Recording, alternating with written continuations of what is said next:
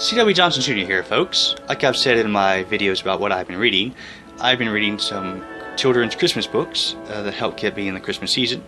Particularly I read children's books around Christmas time because it reminds me of when I was a child and fills me with wonder and innocence. And of course I'm a history buff, so I've been focusing on true stories about Christmas, and here are some books. I was going to do 12, but it's going to come out as 13. 12 days of Christmas, 12 books, but it's going to come out as 13 just for extra luck. The Legend of the Candy Cane, the inspiring story behind our favorite Christmas candy by Lori Wahlberg from Zondra Kids, is set in late 19th century heartland America. It's about a country store, a candy store that opens in the town, and it gives the story the Christmas meaning, the deeper meaning behind the candy cane. It is based upon the first time the candy cane was introduced into America by a Swedish-German immigrant in Ohio. If you're hoping to remind children how blessed they are to live in 21st century America, here are some books about 20th century America in which people lived in the Appalachians and did not have very much for Christmas. So these books are The Year of the Perfect Christmas Tree by Gloria Houston from Dial Books for Readers, Young Readers, and The Silver Packages, a Appalachian Christmas Story by Cynthia Rylant from Orchard Books. And they show how people have to make do and the traditions of the Appalachian Mountains. And this one particularly features a rich man who was saved by poor people when he went up into the mountains of the Appalachia, and he paid them back by coming back each year. And it's a little harder than I thought it would be holding two books. He would come back each year and he would pass out silver packages to all the young children. See if I can find a picture of that. So there they are, waiting for the silver packages, and there's the train coming, and there he is, passing out the silver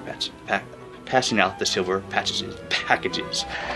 And this one, The Year of the Perfect Christmas Tree. By the way, the kid, and that looks like the guy who played John Boy on Waltons.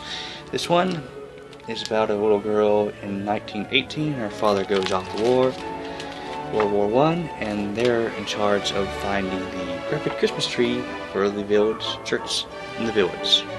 And it's a really neat story about the traditions of Christmas in the Appalachian Mountains.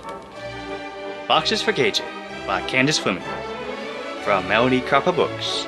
This is about Holland at the end of World War II, in which the people were starving due to a famine. And the relief societies in America got together and got the Americans to send boxes full of food, supplies, clothing, medicines, things like that, to help out the people of Holland at the end of World War II. So a great humanitarian story in the history of World War II, and definitely inspires the spirit of giving, sort of like the shoeboxes, Operation Christmas. The 12 Days of Christmas, the story behind our favorite Christmas song by Helen Howdy, also from Zondra Kids, is about how the Church of England outlawed all teachings of Christmas that weren't in accord with theirs, and how the creation and the story of salvation were hidden in the 12 Days of Christmas. So it's a very neat story about the deeper meanings of one of our favorite Christmas songs. For example, 3 hens are laying of the 3 wise men, laying their gifts at the feet of baby Jesus. And then 4 calling birds are Matthew, Mark, Luke, and John, the 4 Gospels, calling us to believe upon Jesus Christ for salvation. For all you Southern folks out there, there is the Confederate Night Before Christmas by Mark Vogel, illustrated by Stephanie Ford from Pelican Press, no less. This is a retelling of A Night Before Christmas, in which Stonewall Jackson plays the part of Santa Claus. And of course it reminds us how during wartime the deprivations people faced, not having enough food and warm clothing, and how people would provide for each other during that time. A great Southern tradition we can be proud of. Grandma Remembers Christmas at the White House by Mary Evans Seeley. This is about how they started the tradition of lighting the Christmas tree at the White House. Really cute paintings in it. It all starts off with Calvin Coolidge, Silent Calvin, who somebody said they could bet he could say more than 4 words, and he said, "You lose." Anyway, it goes through all the presidents from Calvin Coolidge up to Clinton. It has JFK there, Eisenhower, who was a painter. It has Lyndon B. Johnson. It has, of course, Pat Nixon, Richard Nixon, Gerald Ford, and Big Bird. It has, what's his name up here? It has DR, and all the presidents who have been in there between Calvin Coolidge and Clinton are in this book. Perhaps I need to update it to have Bush, Obama, and Trump in there, but it's a very, very well illustrated little book. A great way to introduce children to respecting our presidents and the history of the White House.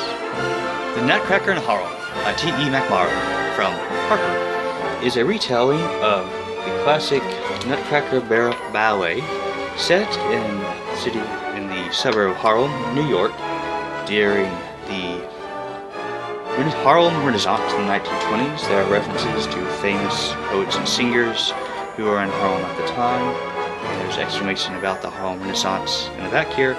It's a great way to introduce children to this important element of American and African American history and American music.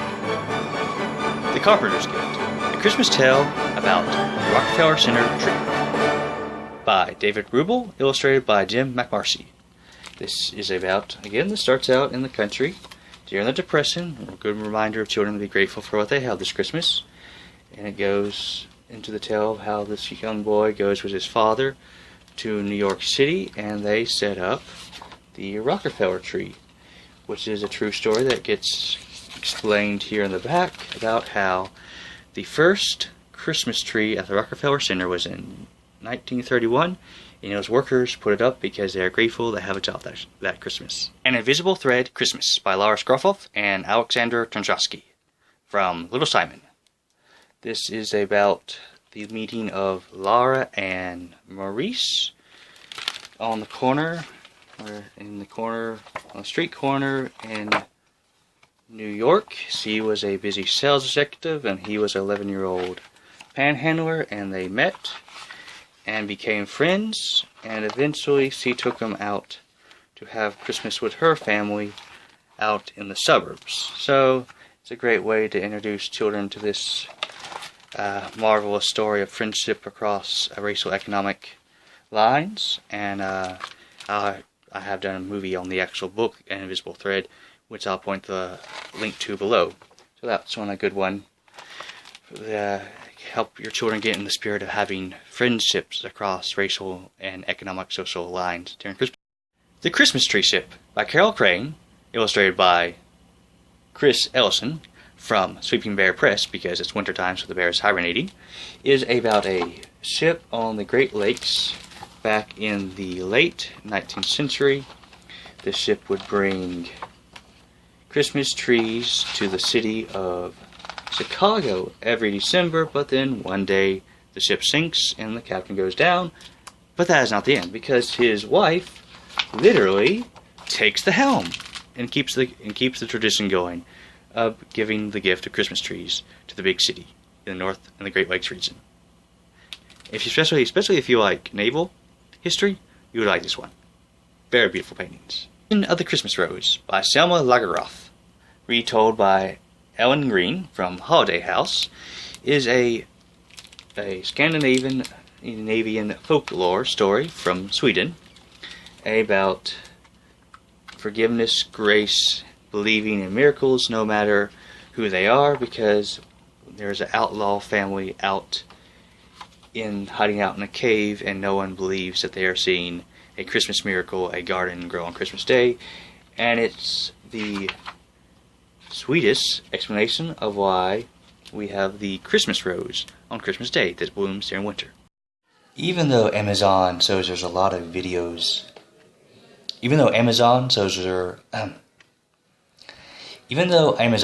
there's a lot of children's books about St. Nicholas, the library only had one, and this was it, St. Nicholas by Anne Tumpert, illustrated by Michael Garland. I wonder if he's any relation to Judy Garland of Meet Me in St. Louis, Have Yourself a Very Merry Little Christmas fame. It's from Boyd Mills Press, and it gives the story of the life of the real St. Nicholas, who was an inspiration for Santa Claus, in these beautiful mosaic type stained glass windows and pictures, and it has all the miracles he supposedly performed. One that might need to run this by yourself, parents, before you let your children read it, because this involves children being killed. Of course, St. Nicholas brings back to life, and it has the miracle or the legend of him, St. Nicholas, giving money to girls who needed dowries, so they would not have to sell themselves into slavery, and that was the inspiration for stockings. So, St. Nicholas. Here's a book for the kids about St. Nicholas. And the reason why this video is a little different is because I accidentally deleted one of my videos to make room on my tablet to make this video. Thank you for watching. Please like and subscribe, and I hope this video gave you some ideas for books you could read to your children this Christmas. If you have any other titles of children's books that are about the history of Christmas, please put them in the comment section below. Thank you, and have a very Merry Christmas.